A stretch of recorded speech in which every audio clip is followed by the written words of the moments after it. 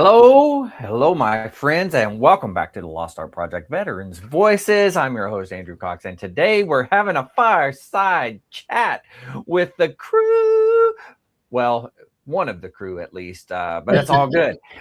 We're gonna have one anyways. And if you're enjoying these podcasts, make sure you go hit up the website. That's the Lost Art Project VeteransVoices.org. It is a fairly new one. Of course, the podcast website you can get through there as well. So go watch them. But anyways, we are a nonprofit, and if there's any way you can help us out, it'd be much appreciated. Don't forget, we do have some cool merchandise, man. I'm telling you, you can go in there and get you some bearded veteran brotherhood stuff, man. You can get you a cool shirt, Lost Art Project Veterans Voices. There's all kinds of goodies, man. You can get you, look at this is a Jarhead Jabber cup. I'm telling you, there's all kinds of goodies you can get. But go in there. Anything you do in that helps us here at the nonprofit.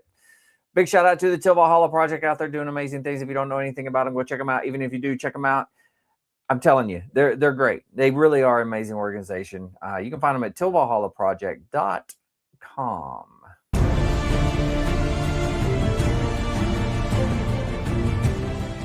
Are you a Marine veteran? Are you missing that bond you had on active duty? Then I have a place for you. Join the only congressionally chartered Marine Corps Veteran Service Organization, the Marine Corps League. Get that brother and sisterhood back in your life. Become one of the fewer, the prouder, a Marine Corps League member.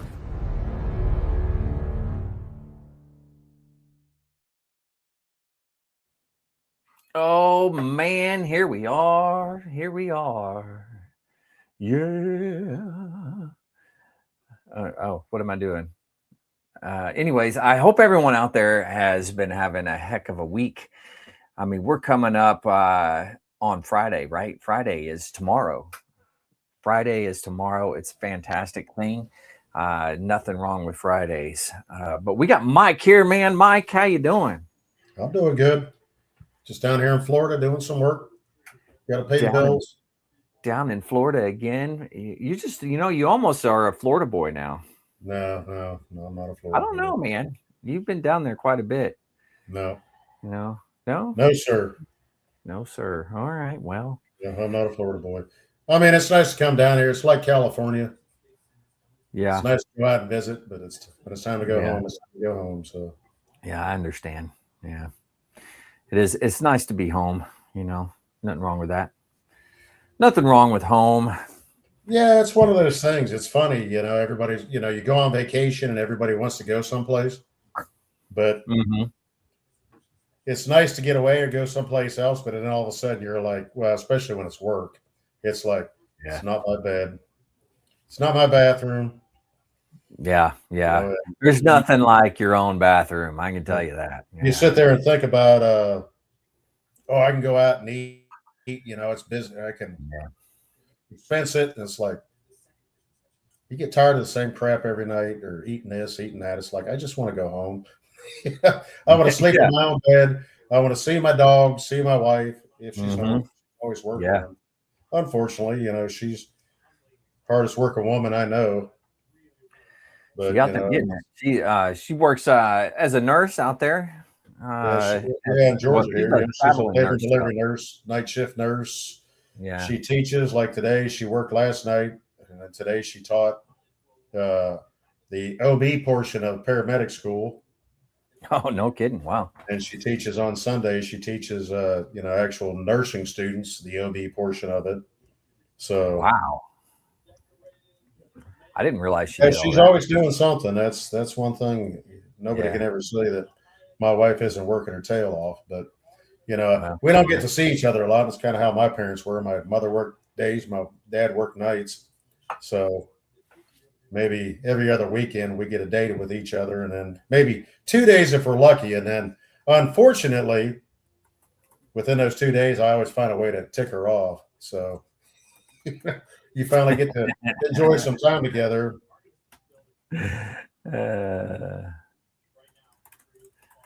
Yeah, I'm going to try this new thing out on here. It says that we can do this. I just sent you a text in case you saw it. Yeah. Do you have the link? Can you email it to him or text it to him? I'll have to find it. Let me. Okay. Dig. I've got it. I'm sorry. I don't know where my phone is. Sorry. Yeah. We're gonna have a special guest on tonight. Looking forward to it. He said he's doing some work on some firearms, so he said he's going to join us while he's doing that. So yeah, perfect. Yeah, I'm looking. I mean, I don't know.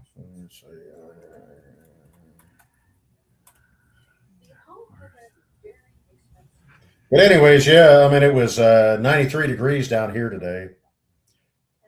Glad I packed extra shirts because I ended up changing my shirt twice today. Not because it was greasy and dirty. One was, and the second one was I sweated through it, so I had to change my doggone shirt. Oh, dang. Getting tired of that. It's been a while since I had to sweat through a shirt. Well, it's hot in Southwest Georgia right now. We haven't had rain in a month and a half. Yeah. They're putting bans on, watering your lawn, filling up swimming pools and everything else. So, yeah. Wow. We have no bans. We filled up our pool. We got a heater for it. You may have a ban, but you had an illegal hose going to it. It's like, hey, well, you know. What are you doing? What are you doing? I'm filling up the dog's water bowl. He's got to drink. I've got to keep him cool. I've got to keep him cool. That's a big water bowl. Dogs are thirsty. They're thirsty. The water bowl. It's he's got to stay cool. That's right. Yeah, it's hot. Oh man, that's good stuff. Well, I just put out a poll out there. I don't know how people see it. I don't know. But you put out a what? A poll. So I said, which branch of the service is better? Marine Corps, Navy, Army, or Air Force? I don't know if people can see that. Oh, wait. Oh, wait. Start and show. Here we go. There we go. We got it going on now. So everybody can vote, make your vote count. And then we'll see at the end of the show who's better. I know who it will be. Just saying. Who's better at what? Mustaches? No, just which branch of service is best. Oh, okay. I thought you were talking about. No. Let me see here. Did you send it to him yet? That's what I'm trying to do right now. Do you have the link? Yeah, I just sent it to him. Oh, okay. I had to try to. Me in my older days, I got to sit here and try to figure out how to use technology and where to go. So yeah, technology, man. I tell you what, it is getting more difficult with technology. You got to be pretty daggum smart to utilize the technology. Yeah, I was listening to a podcast when I was driving. I had to go somewhere. I was at a shop, but I had to go someplace, and then went back to the shop, and then from the shop back to the hotel was like a 20-minute drive. But I was listening to the same podcast. Yeah. Unfortunately, no, it wasn't your podcast, but it was. Yeah, I know you were cheating on us. Yeah, go ahead. But they were talking about AI and Chat GPT. I know you love Chat GPT. Oh man, I use it. Yeah. And the one guy was talking. He was like, said he got into an argument with Chat GPT, and he actually recorded it, and he was playing it on the podcast, and he said, I think he said Chat GPT. Is that what you say? Because I don't have. Yeah, that's what I have. Chat GPT. He said, Chat GPT, what's the temperature outside? And of course, he's got a woman's voice, and she goes, "Hi, David. The temperature today at your current location, and whatever New Jersey is, 72 degrees. It's a great day to get outside, enjoy the sunshine, and just have a great day." And he was like, Chat GPT, just answer my question. I don't need all the specifics. Just yes, temperature. And she goes, "Yes, David, I'll be more specific and more concise. That way I don't bother you." He goes, "All you had to do was just give me the temperature, but then you turned around and said all that." She goes, "David, I am so sorry. From now on, I'll just say okay. Is that okay?" And I listened to this for like 15 minutes. And he was like, he would stop and he was talking. And he goes, I tell her, just stop. Just answer my question. That's all I need. He was like, ChatGPT, what day of the week it is? She goes, well, currently it is so-and-so day of, I'm behind a little bit on it. So it was like in December. And she was like, it's December so-and-so. You have so many days until Christmas. And he goes, ChatGPT, I'm Jewish, so why do I care about Christmas? I also told you to be more concise and just say, give me what I asked. I don't need anything else. I don't need. Yeah. He goes, I am so sorry, David. From now on, I will remember you do not celebrate the Christian holiday of Christmas. So I will, it just kept going on. And they were arguing back and forth with each other. And it's like. Yeah, I don't do the voice one, like where it talks to me. I don't think I can make it. Kind of funny, yeah. Yeah, I would probably lose it. I couldn't do it. But I don't like to argue. Yeah, you're done arguing in your older days. Mr. Arguer. I haven't been picking fights or anything recently either, Been pretty good. Yeah. That's good. Pretty good in my older age. But well, what's going on in your neck of the woods? Oh man, let me tell you. So I've been I went to medical. I had a VA appointment and went in, and they did the blood draw. And let's just say my stats that came back from that weren't great. It wasn't where it needed to be. And so when I went in for my actual appointment with the doc, she kind of scolded me and was like, you need to take your medicine. Yeah. I probably should do that. My vitamin D, vitamin B, my cholesterol, I don't know what else is there. Blood pressure. Actually, my blood pressure wasn't too bad. But apparently I haven't been taking a cholesterol pill for a while. And I was supposed to, and I wasn't. You just forgot about it? Yeah, I thought I was. Apparently I wasn't. I mean, they give you so many daggum pills, Yeah. You can't keep up. And I stopped taking them. It's up to you then at that point when you're out of them to call the prescription back in. Yeah. Not just do this off the counter into the trash can and say, I didn't. No, I think I just didn't call it in. I think that's what it was, but it's okay. I don't mean to cut you off. He said it was a bad link I sent him. He said it didn't go anywhere. Oh, well, here, let me get on here. You're better than me. You actually went to the doctor. I actually, that's my downfall, and that's one of my wife's biggest things where she's constantly on my case about it is, you need to go to the doctor. You need to do this. And I'm like, yeah, I will. 6 months later, I still haven't done it. So I'm terrible at doing it. Well, I don't go to the doctor as much as I probably should. Well, I mean, we're not getting any younger, and I hate to say it. There's things the older you get start popping up. You don't even have to be in your 50s or in your 40s. I mean, you could be. Hell, there was a guy when we were in Kuwait in 2003. Mm-hmm. Or what company he was with. He was out running. Freaking didn't smoke, didn't drink, ate healthy, ran marathons and everything else. And he was running around Matilda. And all of a sudden he didn't come back. And everybody was like, have you seen so-and-so? Have you seen so-and-so? Finally, I went looking for him and he dropped dead of a heart attack. Whoa. And it's like, are you kidding me? Unfortunately it happens. That's true. There's health factors. You got to look at family histories and stuff like that. And me, it's a stupid mentality I have. It's like, well, if I don't know it, then it ain't going to hurt me. And it's absolutely stupid. If you don't know, it's not there. Yeah.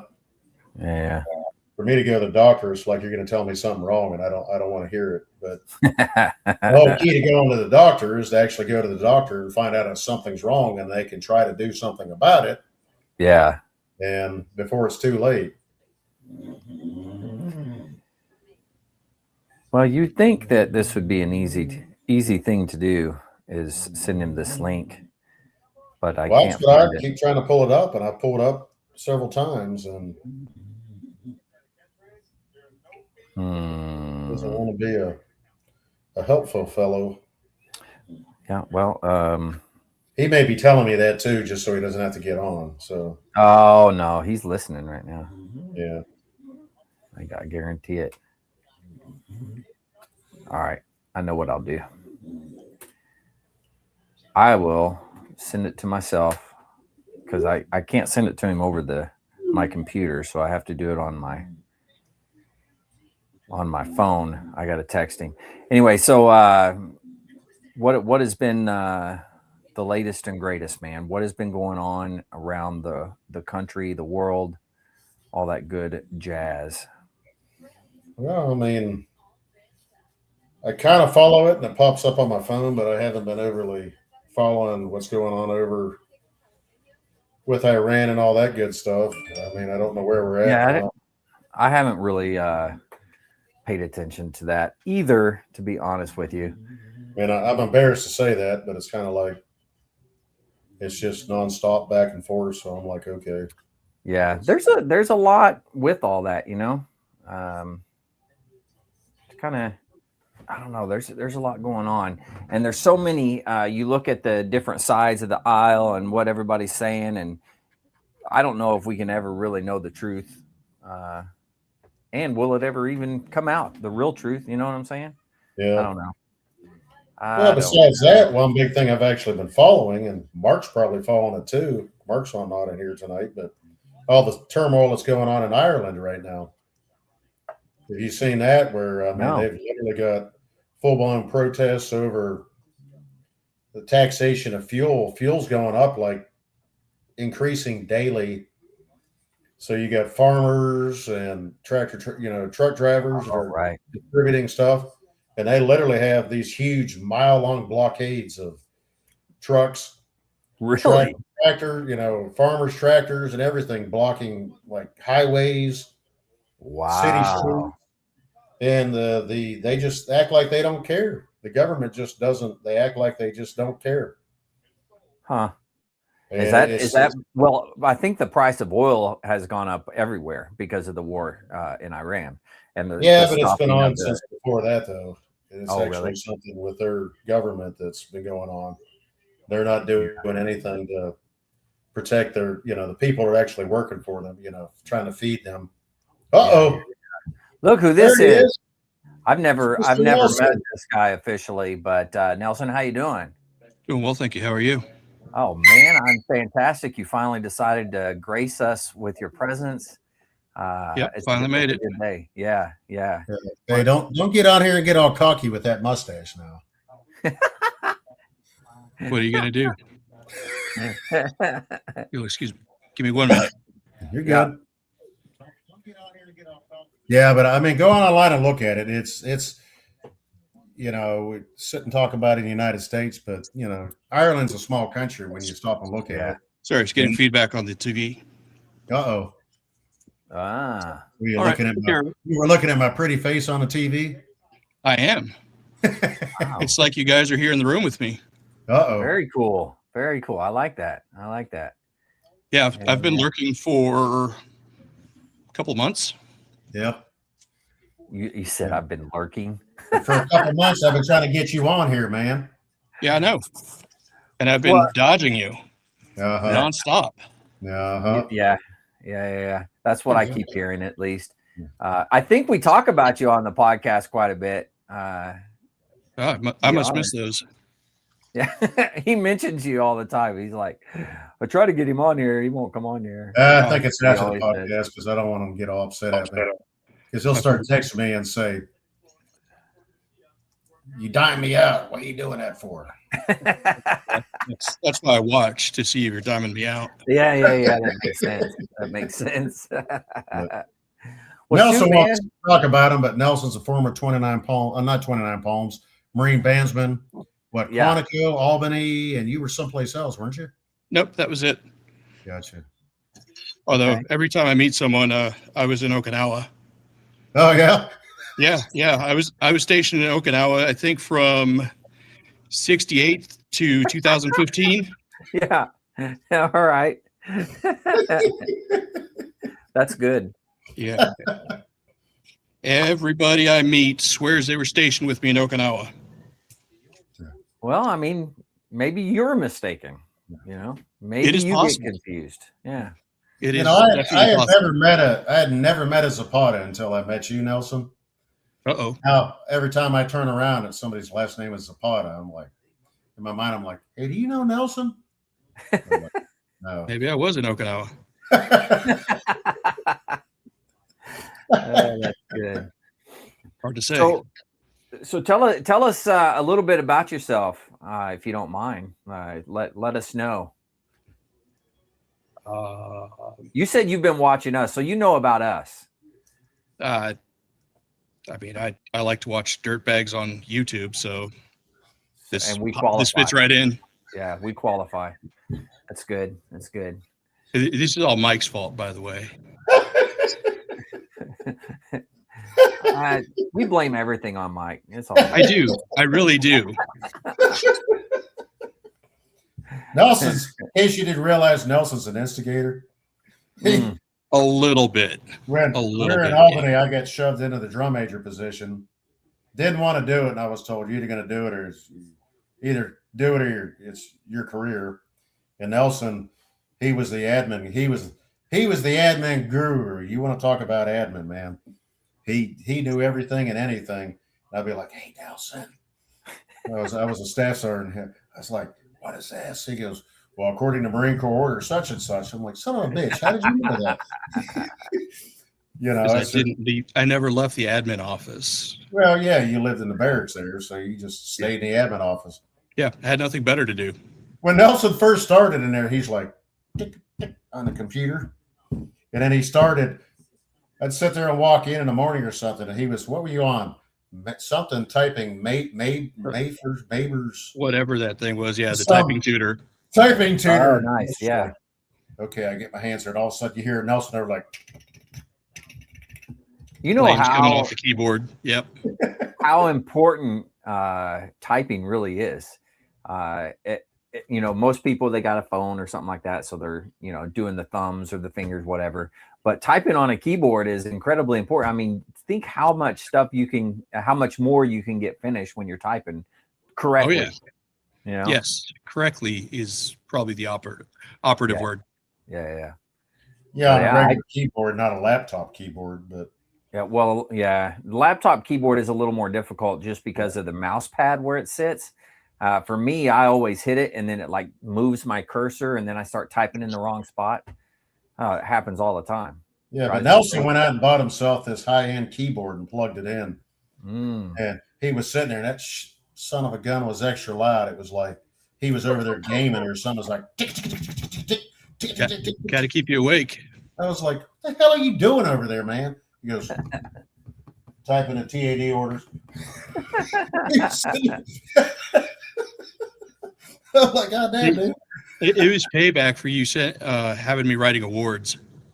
Oh, yeah, you wrote awards. Nice. Okay. Yeah, you want me to write awards? I'm going to be loud doing it. Nice. But yeah, I spent 8 years in the Marine Corps, got out in 2002. And spent 6 years in school, got my bachelor's in engineering. Wow, okay. Got hired out of school. I got recruited to work for the Navy as a civilian engineer. Oh, and wow.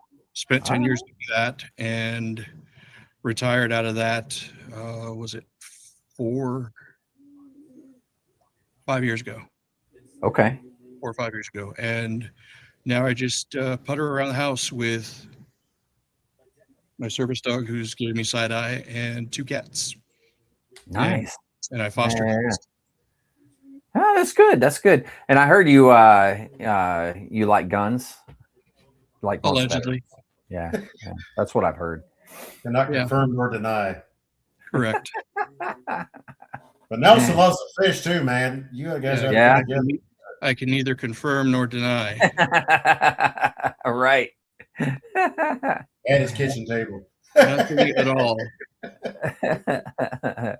No, I was test fitting parts when Mike called me. Yeah. So that's good. Rather than be rude and sit here and keep working on it, I'm gonna look at you guys.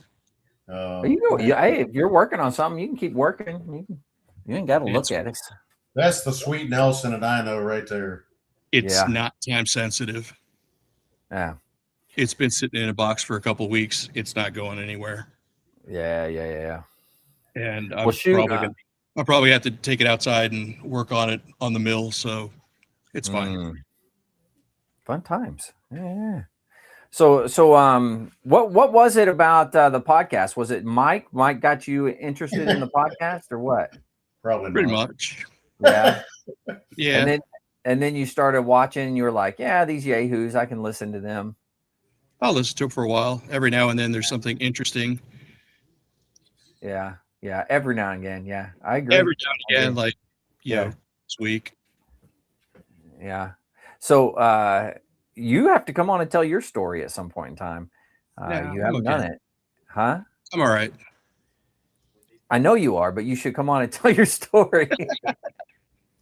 Nah, like I said, I like to be in the background, not do a whole lot of stuff in front of the camera, just kind of hang out.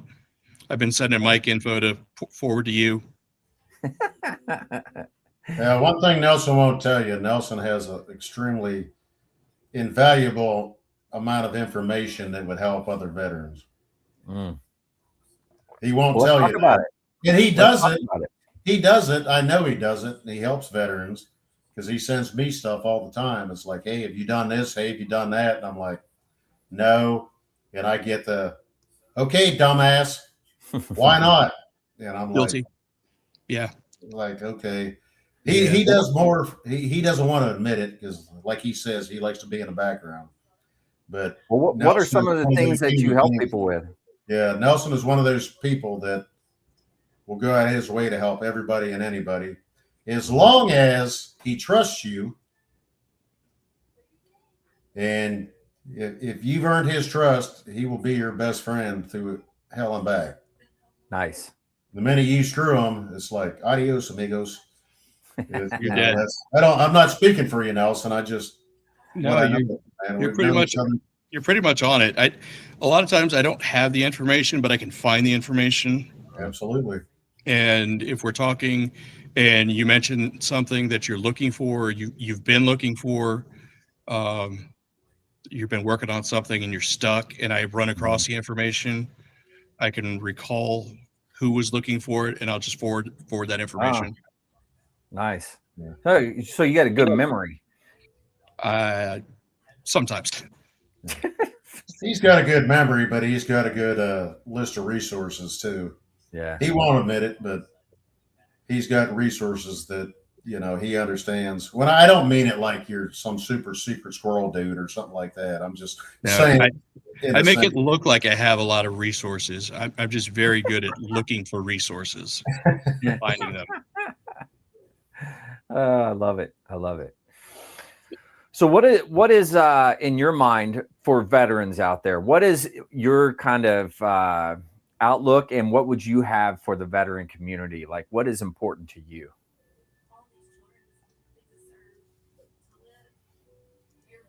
Reaching out to people you served with and that you trust. I think it's important to maintain those ties with your friends, your really good friends, the people that know you best, and that will reach out to you just without any sort of prompting to check on you. Say, hey man, I haven't heard from you. What's going on? How you doing? Yeah. That's good. I think that's probably the biggest thing is just keeping in contact with your friends. We all struggle with that, I think. Absolutely. It's that whole, I don't know, he probably didn't want to hear from me, or I don't know, and we just kind of sit back and woe is me type of thing. And we don't reach out, or we don't ask questions. We don't even like a lot of times, you hear somebody and somebody's struggling or something like that, but you don't say, hey, can I help you? What do you need? Da, da, da. We don't have that conversation a lot. Yeah. Apathy is easy. Yeah. It's very easy. Being engaged is difficult. I would agree with that. Extremely, yeah. Sometimes every once in a while you need that familiar voice that you trust and love to call you a dumbass. Yeah. Every once in a while you need somebody to say, "Hey, dumbass, what are you doing?" Mm-hmm. And I'm not sitting here cussing up, with the audience and stuff like that. I'm just being honest. It's like sometimes you need that. And Nelson's done that with me. Sitting talking, and all of a sudden, and it was me dealing with my crap, and I was like, well, I need to call up Nelson. But then it was like, well, it's freaking 10, 11 o'clock at night. No, I'm not going to call him. I'm not going to do this. I'm not going to do that. He texts me again, send me something. He texts me again. And finally he's like, hey, asshole, you ever going to talk to me or what? And I was like, yeah, okay. I'm casting a line out there. You going to bite or what? Yeah. And that's the thing is, is veterans, but as friends and brothers, I say brothers because it's three men here, but even as sisters, brothers, sisters, whatever, it's, we all want to push off that help, just that voice. Sometimes you just need to talk to somebody. Sometimes you just need to laugh or remember an old memory or, crap like that, and it doesn't have to be bad. It's just sometimes you just need that conversation to just get you out of that funk. And we're all guilty of it. We all say we're going to do it. We don't do it. Then, but that's why I say Nelson is Nelson. If I had my job, if I had a pick for you as far as an occupation, I believe you would be a good therapist, man. Interesting. I know you don't see it that way, but I think you would be a good therapist. That's good. I had some good platoon sergeants who taught me how to do that. Be a therapist? Yeah. Let's be honest. As a leader, I'm not going to say that you are a therapist because that is not necessarily true. But you function and do a lot of mentoring, and you sit down and listen to problems and problem solve with people, and give them ideas on how to do this, how to do that. That's kind of what a therapist does. Yeah, you're not necessarily solving the problem, but you're helping someone identify what the problem is and identify possible solutions and courses of action. Yeah. Sounds and having them talk through it a lot, just having somebody to bounce the idea off of a lot of times is on the other side of the, as a leader, it's, you're listening and it's like a lot of times you may not have the answers, but be willing to be the one that does the legwork to find the answer, to find the resources, and stuff like, just to be able to go out and say, hey, what's, to try to identify these things. There's a lot of Marines that could have been saved. There's a lot of Marines that need that, but there's also a lot of leaders that aren't willing to do that. We can talk like you talk about counseling people and like say you recognize that somebody's struggling. Many people will shy away from asking a direct question, right? Do you want to hurt yourself or do you want to hurt somebody else? Most people will shy away from it. And if you ask the question up front to start the conversation, like, hey, come in and chat with me. And they're like, hey, are you wanting to hurt yourself? You want to hurt somebody else? And they're like, they look at you surprised type of deal. But if you start and you're upfront with that, then you can be more open. And then if they say, yeah, I have been, say, you know what? I'll be honest, I'm not qualified to help you in that area, but let's walk over and talk to a doc. They've got they've got answers. I don't have those types of answers, but and then you can walk them over. And I had to do that several times. But asking that question is so important, and I think we shy away from that a lot. Yeah, I don't know, touchy subject. I suppose. I don't know. It can be, but it's necessary. Yeah. I would agree, especially nowadays. Yeah. And it goes back to what I was saying, I guess, about keeping in touch with your friends. Yeah. The people that know you the best, because they'll call you out and say, "Hey, are you okay, dude?" Mm-hmm. You could talk to those people like that without having to dance around. It's like, is everything all right? Or, how are things going? That's right. Because I would much rather get a phone call at 1 a.m, say, to ask for help, than wake up to a text that says, "Thanks for being there for me all the time. I'll miss you." Yeah. Yeah. Yeah. And it's happening way too often, especially in the military community, the law enforcement, those types of things, first responder community. It's happening quite a bit, and that's I think that's one of the things that I wish that I knew the answer to, like how to help everybody get past those hurdles. You know what I'm saying? Yeah. I wish there was a magic button that we could hit that would just fix everything. That would be nice. Yeah. But unfortunately, we don't have it. Yeah. The first step is willing to be open to what's being said. Yeah. And it goes both ways at that point. It's not the person asking the question, but it's also, how, I mean, Andrew, you said a lot has changed. You retired, what, 2 years ago?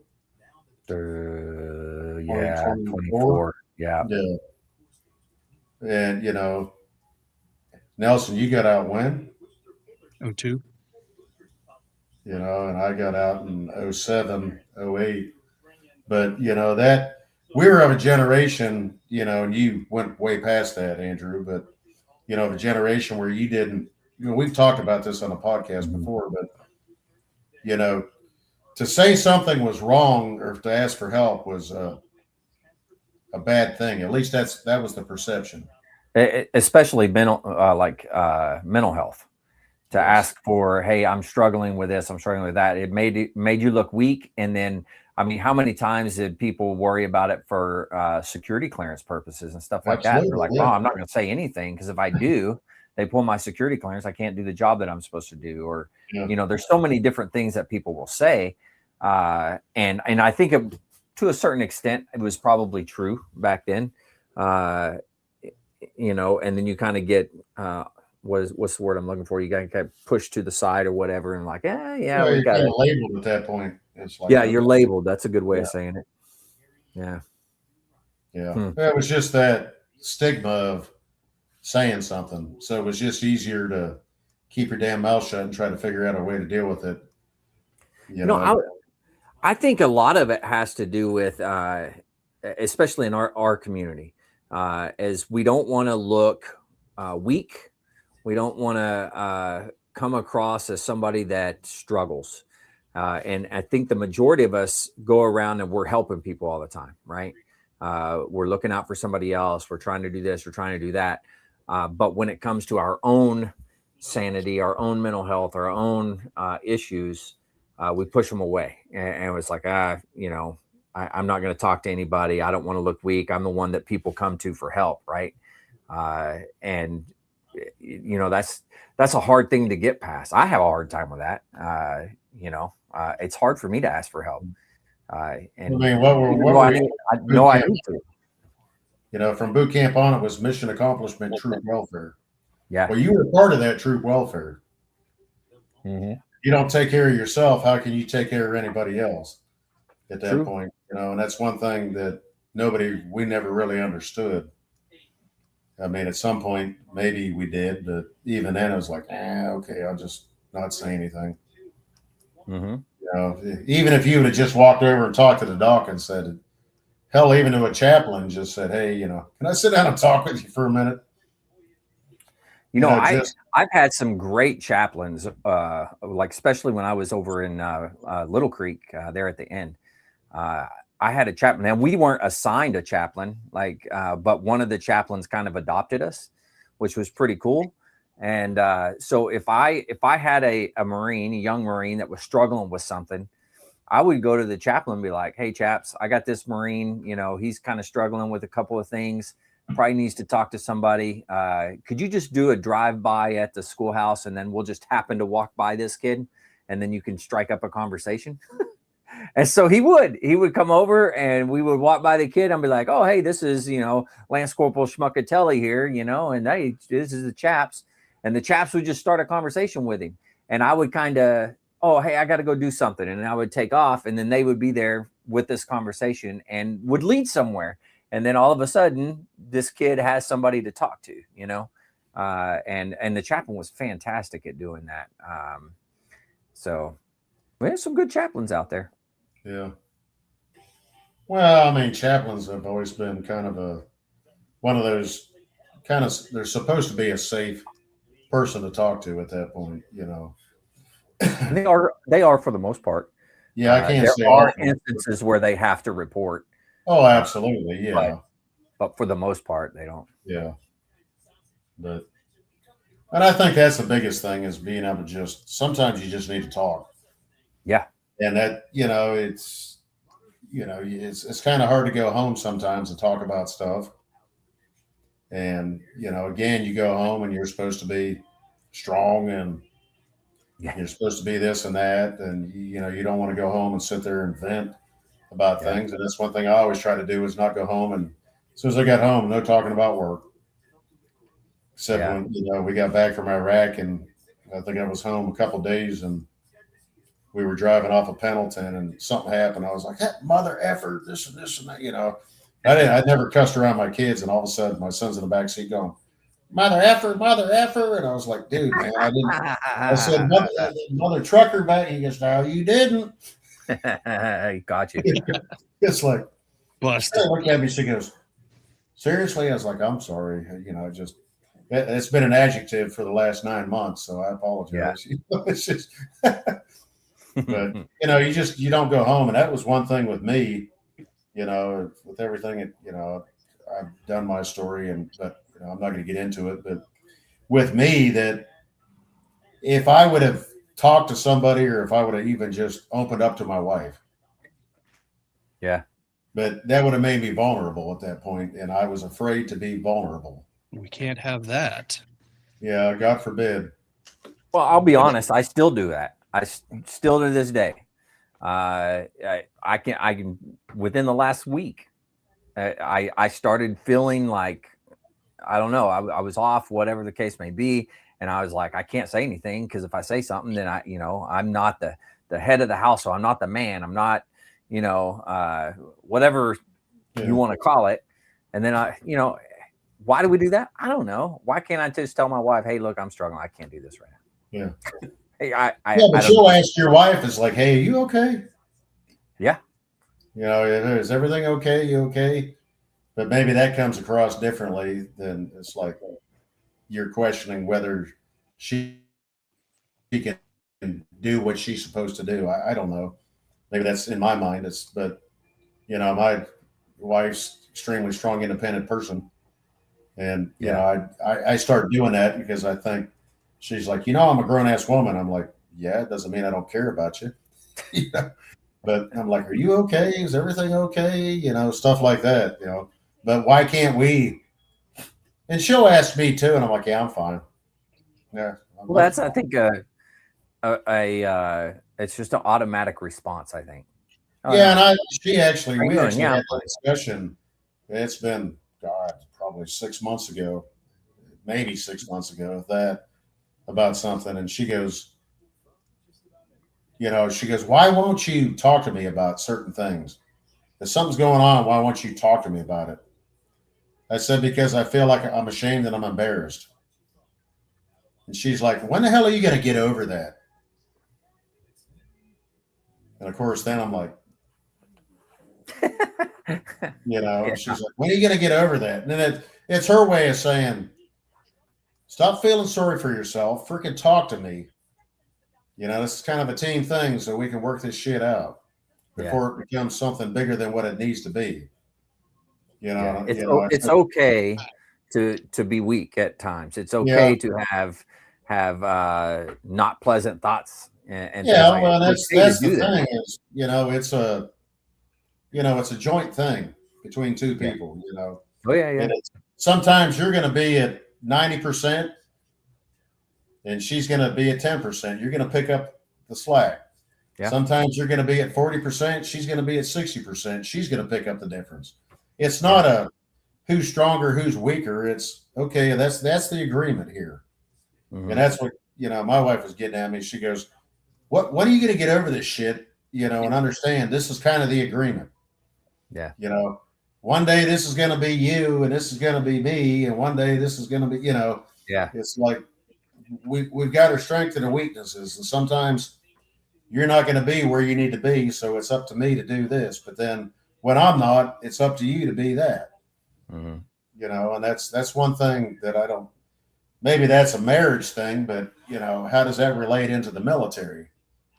As far as communicating, as far as talking, it's just from the veteran community. I mean, it's the same thing in the three of us, right? Like for me, I'm not going to necessarily come out and just say when I'm struggling. And, if you ask me, I'm probably going to say, no, I'm good. All's good. That's my go-to answer. I'm just going to say, yeah, everything's fine. Yeah. No big deal. Whatever, shit happens. And I'm going to move on. But that's not the right answer. I think we should say, yeah, I'm struggling a little bit. I'm having a rough time with this. I'll be okay. Gonna have a good day. He's going to have a bad day. But, when it's multiple bad days in a row, mm-hmm. It's like, okay, well, maybe it's time to reevaluate yourself, let go of your pride and say, hey, this is going on and I don't know what the hell to do at this point, I will, yeah, go ahead. Said maybe it's time to reassess when it's persistent. Yeah. Yeah. And I'll say this, there's nothing wrong with going and seeking help, getting a therapist, getting somebody to talk to. I will say that it's easier to talk to somebody that's been in your shoes or has been in the military. I think it's easier to talk to somebody. So if you can find a therapist that is like that, more power to you. If not, still being able to talk, still being able to say things is very important. And you have to be open to allowing there to be a back and forth between you and that therapist. And I think that's where a lot of us will struggle. We go in and we're like standoffish with the therapist, or we're like, this person doesn't get me. So I think we come in as veterans, we come in sometimes into the situation looking at it wrong.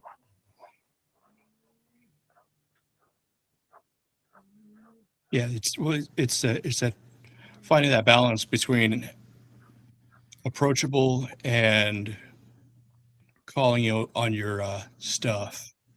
Yeah. Very true.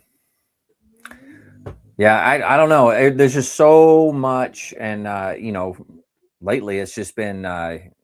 I've heard of in the last 2 weeks, I think two different individuals have said goodbye, and that's too many. So we've got to figure out a way where we can connect with the veteran community and help each other out more. We all struggle at some point. We all have, bad thoughts. Just how do we encourage everybody to actually reach out for help? Actually talk to somebody. Well, that's the biggest thing. We're all more alike than what we want to think. True. Yeah, I'd agree with that. Doesn't matter, Marine Corps, Air Force, Army, Navy, Coast Guard. Haven't heard much about Space Force right now. I mean, Andrew, I know you were looking for a spaceman when you were at the Pentagon, but I tell you what, Space Force is where it's at. But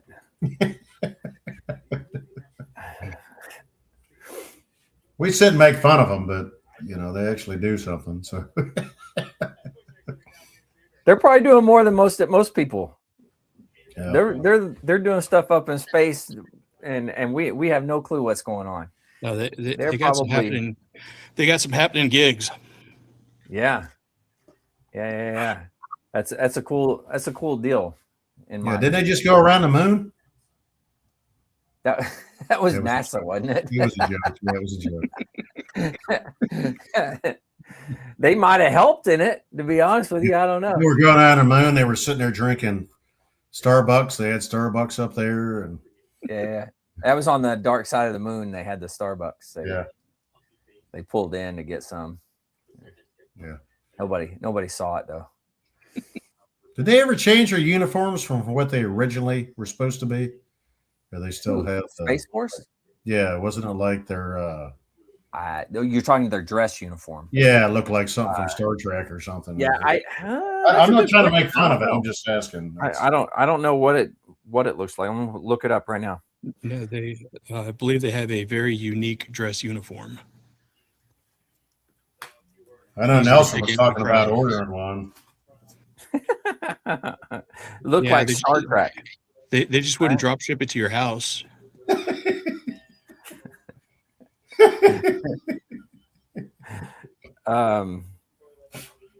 I think it had the crossway, like it came across, right? So it didn't go straight up like most uniforms. Like came Star across. Trek, yeah. But very similar to the Star. I think it was not Star Trek. What am I thinking of? One of those space shows. Stargate, Star Trek, Stargate. Yeah, I got nothing, man. I don't know. I don't know.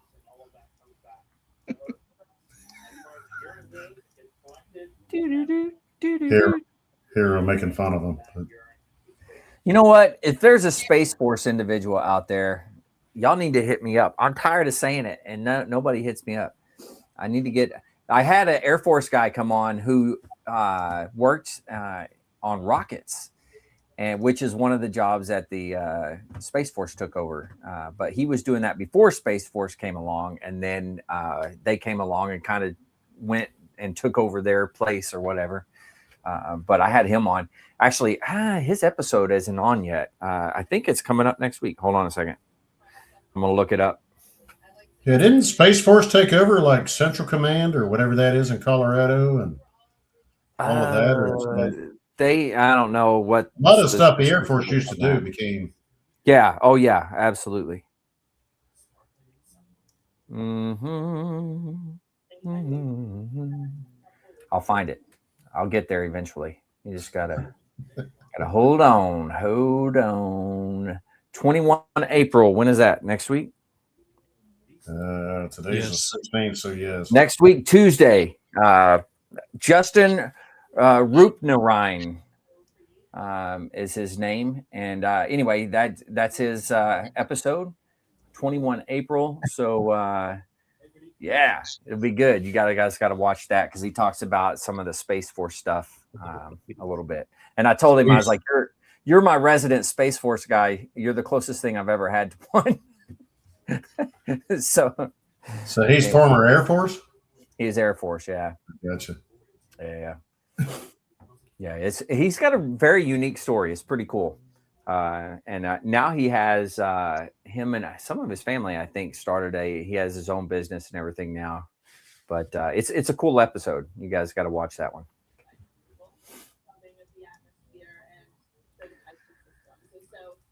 What else? What else we want to chat about? So we were talking before Nelson came on, what's going on in the world. I mean, Nelson's got a pulse on what's going on. You probably follow more than I do. I just kind of put my blinders on and go from day to day. I don't pay attention to a lot of stuff. I get tired of hearing all the garbage. So yeah, it's me too. You know where I get my news? Probably the best way to be. Yeah. Where I get my news is my wife. She's like, "Did you see this?" And I'm like, "No." "Did you see this?" "No." "What about this?" "No." "What do you do?" "I don't look at that." Now she's asking you why you're cleaning out the cat litter boxes. You're like, "Did you see this?" I'm like, "No." I see a cat turd.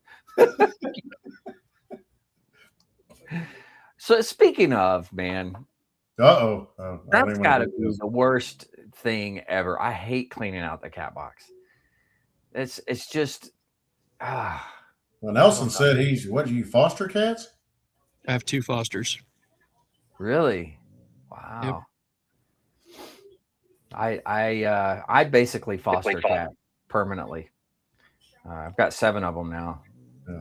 Well, that's what happens when you don't get them fixed and you let them outside and they come back 2 weeks later pregnant. So that is true. And the cat, the one that used to come and visit me all the time, who doesn't really anymore. She's getting incredibly fat. She eats all the time, and she's looking like Garfield, which is pretty funny. And her 2 babies, because we kept 2 of her kittens, still try to get milk from her. They will lay down and try to get milk, and she'll eventually get tired of them doing it, and she'll grab them and then like bear hug them and then like give them a bath. It's pretty funny. Yeah, I don't know what's going on there. I won't lie to you. I've got 2 cats now, and I'm the God-given one that has to clean up the litter boxes. I won't lie to you. I'm not a big fan of it either, but I do it. But well, Nelson said he's got this whole big contraption that cleans it up and disposes of it. And you have the automatic? No. Yeah, it's called this. I automatically go change it out when I have to. The Nelson 2000. Yeah. I need one of those. Yeah, Mike's over there just spinning a yarn again. Hey, that's what I was always good for. Yeah, that's probably why I've been avoiding this. Oh, come on now. Come on, man. Okay, I'll spin yarns about anything. Let's go. It's not that bad. Either you're going to bully me or I'm going to bully you, and I'm trying really hard to be on my best behavior. No, bully me, man. Go ahead. You can bully. You bully me, I know you love me, man. So right now I don't feel love. Quite all right. I'm not feeling love. I told you, man. Best behavior. I'm not feeling loved at all, man. Best behavior. No. Nelson, you're welcome here anytime. You do not have to. You can come on here and chat and have a good time with us. No problem. Yeah. Nelson I think Nelson and Jess would be dueling partners. Oh yeah. As far as books and stuff like that and knowledge. Yeah. Do you read as much as Jess does, Nelson? Unfortunately, no. TBIs make it really hard to read. Yeah. I can understand that. I end up reading the same page over and over and over without realizing it. I'll spend a day or I'll spend like an hour reading one page trying to get, and I get frustrated because I'm not making progress on a book. Yeah. I can see that. Yeah. You do the book on tape or whatever it's called? On occasion. Yeah. That's what I normally do when I'm doing a book or what have you. Which is funny because I've written a book and I'm almost finished with my second one. But and there's no audio book for it, the one I wrote. I should probably do that at some point. Yeah, I did a lot of reading for work. Yeah.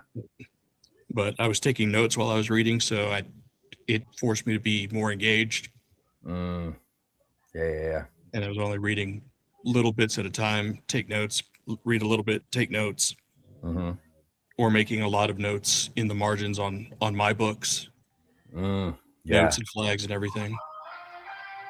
Yeah, that's smart. I like it. Well, we've been on here, almost an hour, man. Yeah. That went by pretty quick, huh? We got a new member. I know. Going once, Nelson, you're on it for a lifetime. Yeah. No ifs, ands, or buts. Yeah. That's the story I hear. I've seen a couple of your guests, and it's best described as the voyage of the damned. You get on the ship, you're never getting off. Yeah, basically. That's how we roll. That's how we roll. Right. You've probably seen a couple of them in the last month or two where it was like, okay, this is going off the rails. All right, that's going off the rails. It happens. As long as you're having a good time. Yeah, they used to get a little squirrelier. a year or so Yeah, ago. we stopped talking politics. That's Yeah. when we stopped doing Andrew that. put the kitty gloves on us, so now we got to sit here like this. And you kind of have to stop talking politics when you get your 501. Oh yeah, that's true. Yeah, you do have to do that. But we did stop. I think we stopped doing it before then, actually. But so I try to steer clear. That's the one thing that I put down for all my guests. No politics. We can talk about anything else, just no politics. Because I mean, it's just so polarizing, you know. Absolutely. Yeah. Which is there's no reason when there's so many other things to talk about. Yeah. We think that politics is the only thing that's happening, but it's not. There's all kinds of stuff happening. All kinds of good stuff that's happening in the world, you know? Yep. It's not all negative. And that's one of the big things on your Thursday nights. You know, usually I said that's one of the big things on your Thursday nights is you usually have somebody, you know, a guest to sit and talk about, you know, some amazing projects, amazing things. Yeah. Either somebody who's written books or somebody that has a better known business that's doing good stuff, or you know, something along those lines. It's pretty cool. And then there's me. We needed a guy to get on here, so here you go. Stop and look at me, dude. I've got nothing to contribute. I'm just here, man. We've been trying to get you on here for a long time. Andrew texted me one day, and it was like 2 years ago. He's like, "Hey, dude, you know, I got this podcast. I need a couple more people. You just get on." I was like, "Nobody wants to see me." He goes, "You don't have to say anything. Just get on." But did you have the glorious beard? So I'm like, no. I was like, just staring. I'm just sitting there. You know, it was like 6 different screens open. I'm like, and I'm on mute, and Andrew's like, "Well, Mike, you got anything to say?" I'd be like, "No, not really."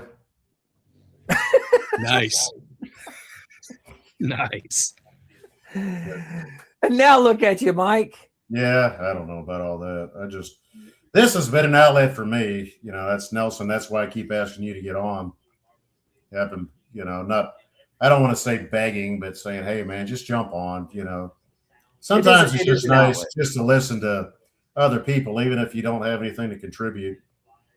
You know, and there's sometimes I have things to contribute, but somebody else has got a whole shit ton to say, and I'm like, okay, well, I'll just mute myself. You know, stuff like that. You know, it is what it is. But you know, in a big picture, you know, we've all had our. I don't condone alcohol any way, shape, or form. But I think everybody's been on the podcast as a regular at some point in time has been like, yeah, you know, that's what I'm talking, you know. No. We had the poor Sergeant Major one night. He was sitting there talking to us, and was he holding his phone, or did he had his phone up or something? And we're all sitting there. We can see him sitting on the couch, and he's like this. Like, hey, Mark, we're all texting each other. I'm like, is he okay? Is he okay? He's like, yeah, and another thing. Goes, you didn't do 30 years, you big girl. Oh. And next thing you know, like, Mark cracks me up. I missed that one. That was what, maybe a year ago? Yeah. Something like that, maybe. I remember the fireball incident. Mark has got his book, Validated Leadership. Which come out? Well, he'd been having issues with his publisher, so he messaged me earlier. Said he wasn't going to be on, but hold on, I'm going to pull it up. He says it should was very capitalized in parentheses, be able to sell books on the 20th. So you can go check out his website already. That's Validated Leadership. I think it's .com. Hold on. Validatedleadership.com. That's his website. So you can go check it out. And then here shortly that you'll be able to order books and all that good stuff from there or on Amazon. And I'm sure there's a plethora of other places. But that's his website, validatedleadership.com. The name of the book is Validated Leadership. And Mark is a validated leader. So that's what I would have to say about him. Man, that's a nice looking cover on the book too. Yeah, right? Yeah. Yeah. That's really nice. I'm looking forward to reading it. So as soon as that thing comes out, man, I'm jumping on it. He already said it's not like a hard read. It's just isn't that what he was talking about? Yeah, he said it's not like really super long or anything. Yeah. I think he said seven chapters that he has. Something like that. Yep. So that hopefully on the 20th, but we're gonna as soon as it's out and it's out there for real, we're gonna put a commercial up. We're gonna do it right, man. We're gonna go out there and really push his information, try to get people to buy it. And we're trying to get it on the Commandant's reading list. So if anybody out there knows the Commandant really well, I know the Commandant like I've met him. Not well. He doesn't remember me, but that's okay. I'm sure he remembers you. I don't think so. Idiots like me, he doesn't remember. So I don't even know. He never met me. So he's a pretty smart dude. He really is. And I met him last year. Well, I served with him at 1st Marine Division when I was a Master Sergeant, and he was exiting within the first couple of months that I was at division, and at that time I go in because I was getting ready to take over as the OIC type of thing. Anyway, I go in and he goes, "Just tell me you're not going to be like the 2nd Marine Division band when they ran from the Canadians." I was like, "No way, sir. We'd have been fighting it out." And he's like, "Okay, we could do that." That isn't exactly what happened with them. I was going to say, I don't know that story. What was that story? So they went up. I think they were doing the tattoo up there or something. I can't remember what it was. Anyway, they went to take pictures, and there was some protests that were happening where they wanted to take pictures. So they were like, "Well, we can't do that or whatever." So they were like kind of moving to a new place. Well, they jumped over there and was saying stuff, and a camera caught it. So it looked like the Marines were retreating away from the protest. And that wasn't necessarily what was happening. It just looked like that on television, but that's what came up. And he's like, "As long as you're not going to run from the Canadians, we'll be all right." Wow. Yep. Good times. He should have been with 29 Palms at Mardi Gras. He would have. Oh my God. He would have enjoyed that. Yeah. I got a good story in my upcoming book about parades and throwing people out of formation. That was a good time. Anyways, everybody's like, I want to know the story. I'm not going to tell you. You're going to buy my book. Dang it. I'm just kidding. Nice tease. That's a very good tease. I am pretty sure that I have told the story like 100 times on here, but it's all good. I asked Nelson this. We're talking about parades. We'll talk about, we're all in a band, but I think we were over by, what was that? Over by Savannah. Was that sub base? Kings Bay or something? Yeah. We were doing a change of command. And I'm pretty sure you were there. But, it was a little small field, but they had all these, they had sprinklers on it, but the sprinkler heads were didn't retract into the ground. And I can't remember who the hell it was. It was Eccles, I think. Yeah, you were there. I'm pretty sure. Parked us, went out and did the sound off, came back, parked us.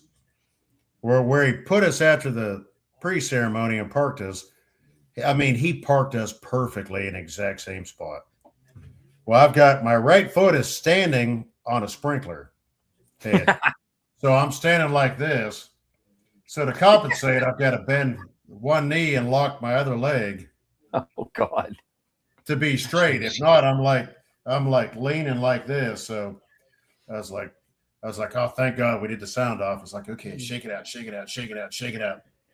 Do the sound off, come back.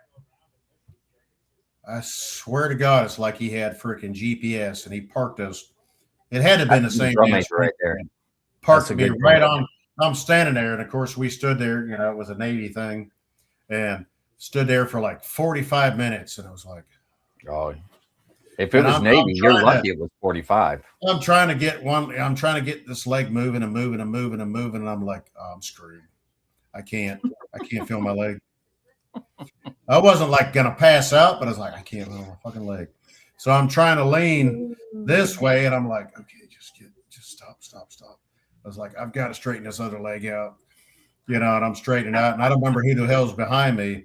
It was it wasn't McSherry. Oh, it was freaking Fields. Gunny Fields. Fields. He wasn't behind me, but he was like, trombones, clarinet, saxes, horns and all that, however it was. And then there's Fields he's like, Nanny, quit freaking moving. And I was like, I can't. I'm like doing like this.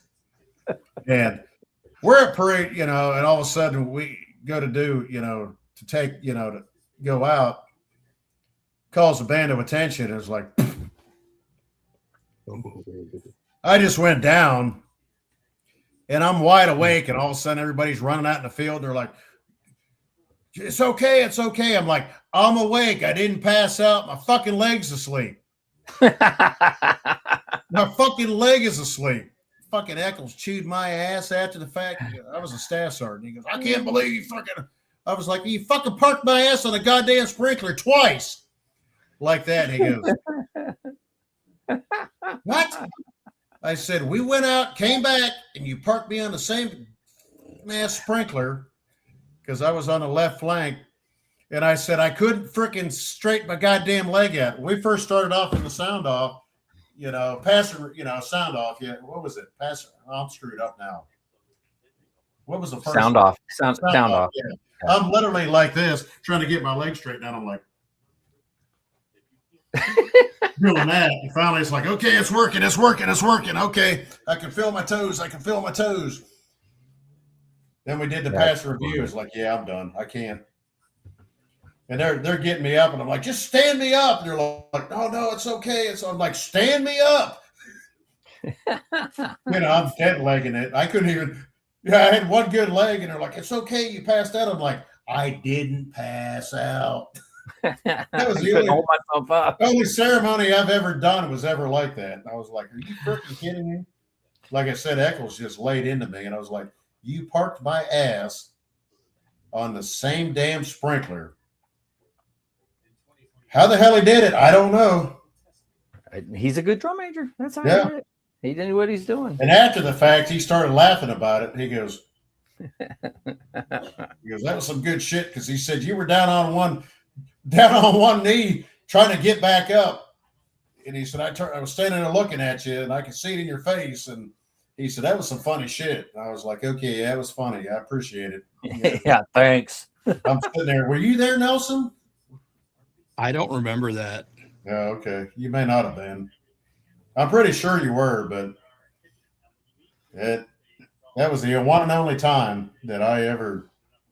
Hell, I did a rose parade where half my clarinet came apart and was laying in the street in Pasadena.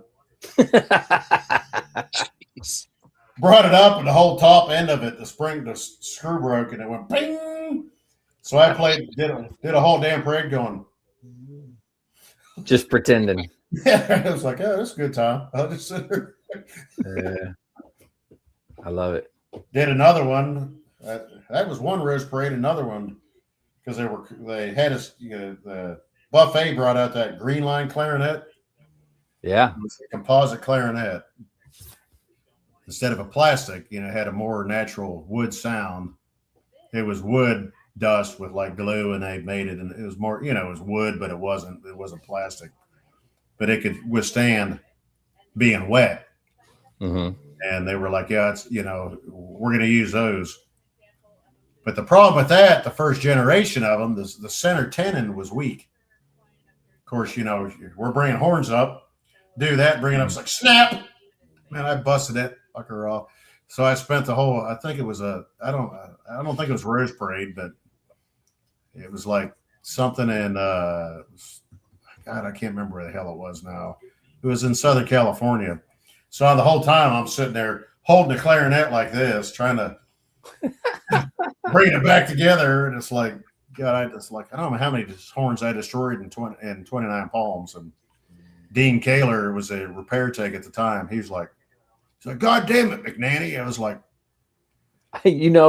what's funny about that was when I was a drum major, I would always tell them, you're going to bring it up, you're going to hit it, you're going to make sure it's hard, nice and fast and crisp.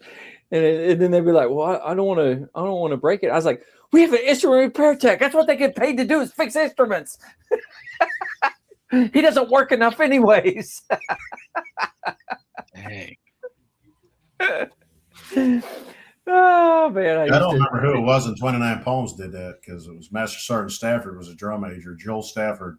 I've tried to find him online. If you have any contacts, Andrew, that can try to track him down. I don't know whatever happened to him. Krista probably knows where he's at. Yeah, but he was the same way. He was that old school drum major, went out the field drill, and he had an Alice pack full of bricks and rock. That was the first field drill we ever had with him. He brought out an empty Alice pack, and he told somebody to go and fill it with rocks that were outside of the building, and fill it with rocks and bring it up there. And he set it on the side, and he goes, first one of you fucks up, you got it till the next one fucks up. Sitting there doing field drill. Well, you're sitting there with an Alice pack, like sitting there. He said, the first one of you fucks up, you got it till the next one fucks up. That's good. It went around for 3 or 4 field drills, and it got passed around, and all of a sudden the last person had it for like 4 weeks. And they were just waiting for somebody to screw up, and he would start the field drill. He'd start out, and he's like, I see you still got the Alice pack. Which nobody else wants to fuck up. He turned around on the drums. Just hauling that thing around. Whoever that was, strong. I don't even remember who the hell it was now. It's funny. I wore it one time, but I was like, yeah, I'm getting rid of this bitch real quick. That's a good way to do it, though. And then, the old manhole in 29 Palms was off the tanks grinder, right? Yeah. Well, it was Duval was the main road out there, and there was a big dirt lot between the band hall. There was a road, dirt lot, and then Duval went towards the front gate. I think it was Duval, wasn't it? Well, that damn thing, it wasn't graded or anything like that, so it had rocks like this on it, all kinds of stuff, and we had ticked boat right off. I remember this story. And he went to chow, and he called chow early. It's like 11:30. He said everybody's back here at 12 o'clock or something. He cut chow early. Like we were going to go do a ceremony. So he wanted press camis, spit shine boots, everything. We get out there. We're all up on a grinder, and he's standing down there, and he goes, basically, what the hell are you all doing up there? So everybody goes running down to the dirt lot, and we start doing field drill out there, freaking tripping over rocks, kicking shit, boots all scuffed up, just tore to hell. And it's like, did that for like an hour, and he was like, are we done doing this? I mean, literally people tripping over and going down over stuff, bent trombone slides and everything else. And I think it was kind of got to a point, I was like, okay, maybe this wasn't a good idea, but it proved a point. Yeah. It's because you were, I think I remember you weren't marching smooth enough, right? Yes. Yeah. So he was like, okay, we'll practice smooth marching. Yeah, that was the point. Yeah, buddy. Like if you can dodge a wrench, you can dodge a dodgeball. That's right. Yeah, absolutely. Absolutely. If you can march on rocks, you can march smooth on concrete. Yeah. There's nothing like marching smooth on a parade deck. It's like on a field. It's like this. Oh God, yeah. The slow march on that was tough, man. Oh God, yeah. You had to lean on one leg and try to kick your other leg out. It's like that was fun times. All right, well, we're gonna go ahead and wrap this one up. We're gonna do the thing we always do at the end here. Words of wisdom, baby.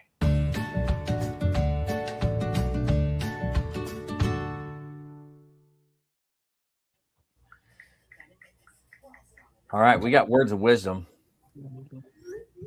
My words of wisdom is be prepared to purchase validated leadership and learn some incredible leadership lessons that Mark O'Loughlin has put out there. So that's why I'm going to push that. That's my words of wisdom. All right. Nelson, you know what we're doing here. You've seen this before, so you know. I have seen this before. I forgot. If I remembered this, I wouldn't have accepted the invitation. Hit us up, man. What's some words of wisdom? It's from Cowboy Words of Wisdom. Don't remember who it's by, but if you're going to go like hell. If you're not sure, don't use your spurs. That's a good one. It is. It's smart. Yep. I like that. If you're going to do it, fully commit. If you're not sure, maybe rethink that one. Yeah. Good words, man. I like it. All right, Mike. Yeah, I don't know who this one's by. I just saw it a couple of days ago, but there's only a finger's difference between a wise man and a fool. Huh. Okay. I guess you can take it however you want to take it, but yeah, I like that though. That's good. Sweet. All right. Well, hey, it was nice having you on, Nelson. Thanks for coming on. And you are more than welcome to come on anytime. You just let us know. You got the link. So you're more than welcome here. And Mike, always good to have you on. Thanks. Actually, I'm going to start. If you could just put Magnum Mike McNanny or something like that for future. Mike P.I. Ooh, Mike P.I. That's a good one. Okay, I can go with that. All right. So we got Nelson's trying to beat me. I've been trying to beat Nelson for years. So what's that? Yeah. With it, I'm trying to. Even when I had this, I mean, Nelson's seen it with all that, Yeah. So Mike, I'm just overdue for a haircut. That's all. Yeah, me too. Yeah, you are. Been 5 days here, so I haven't got my weekly. Oh my God. Razor burn. Yeah, exactly. All right, well, we'll wrap this one up. To all the listeners out there, if you're struggling, need help, anything like that, don't forget the VA does have some good resources. You can dial 988, press option 1. You can always text 838-255 or go to veteranscrisisline.net, click on that chat icon. Any of those options will put you in contact with somebody that can help you out. But remember, one veteran life loss is one too many. I care about you. I know these two guys care about you. The whole veteran community cares about you, so please reach out for help. And if you're out there, you're not struggling, reach out to the buddies you served with, ask them how they're doing. And if they need a helping hand, please give it to them. All right, fellas, one last time. Thank you. Don't hang up on us after the outro, because I'll bring us back where we are now. But to everybody out there, stay motivated, change your socks.